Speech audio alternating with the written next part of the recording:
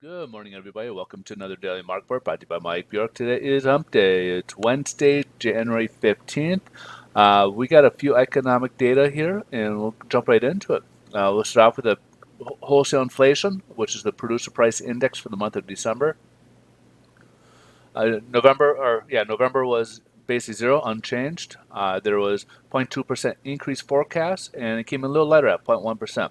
However, it's year over year jumped up a bit. It jumped from 1.1% up to 1.3%. Still very low in comparison, but it did move up 0.2% spots.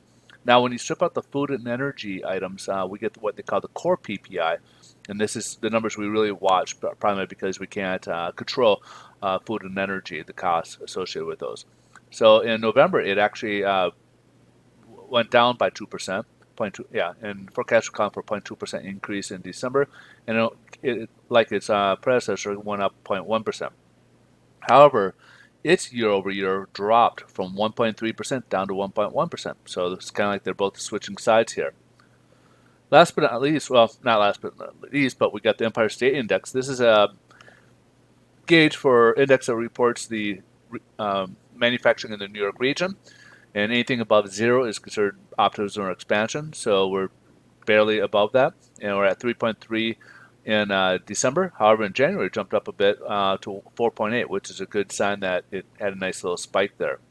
Last but not least, later on, right around 11 o'clock Pacific Standard Time, we'll get the Fed's Beige Book. And basically, this will give us kind of a microeconomics viewpoint of the different regions across the U.S.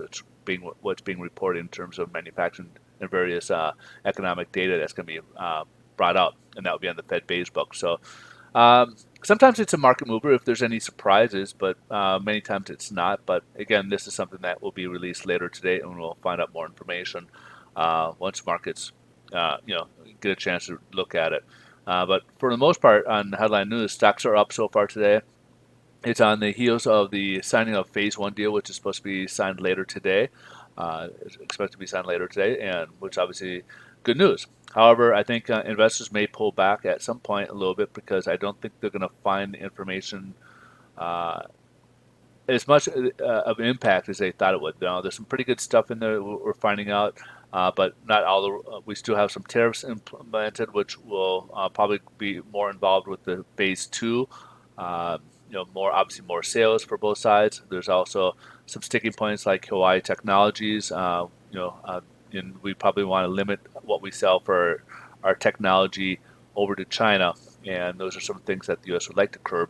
And they just feel that there might be some security risk by doing selling too much of our technology. So in any case, that's what's coming up, and we've been pricing that into the market. But at some point, the market may realize it'll have some benefit, but not as much of a benefit as they may have thought, and may kind of scale back a little bit until we come out with that. And even phase two, they're saying it could be coming out like phase 2A, B, C, and stuff like that down the line as well. Now, last but not least, we got the corporate earnings reports that are continuing to be trickling in. We're getting more of those.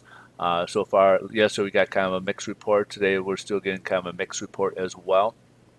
So the stock market, of course, will react accordingly. But right now, I think they're kind of on the high for this phase one. We're finally at that phase one signing date today. So let's just see how this is playing out in the bond market. Bond market's doing okay. We're up about 2 basis points. We've been kind of testing a little higher leverages, but right now we're about up 2 basis points. So mortgage rates will remain unchanged from yesterday's pricing. Yields are testing a very important floor here. We got the Fibonacci here, which is the 1.779, and we've been touching right off of that. This is a very important. It's very tough to break through. But if we could break through it, it would probably help us out a little bit. But again, this will be a tough one down. So right now we're hanging right about 1.79 as we speak here. All right, so that's pretty much the wrap. If you guys are in California looking to buy a refinance, please reach out. We certainly can help you guys out with your pre-approvals or financing your next home or even investment property if you're an investor.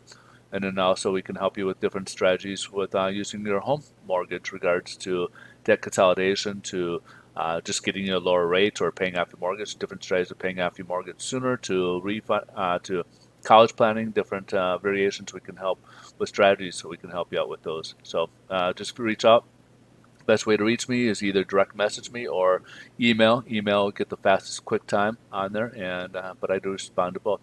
You guys have a great rest of your day. Thanks so much for watching. Catch you guys tomorrow. Bye bye.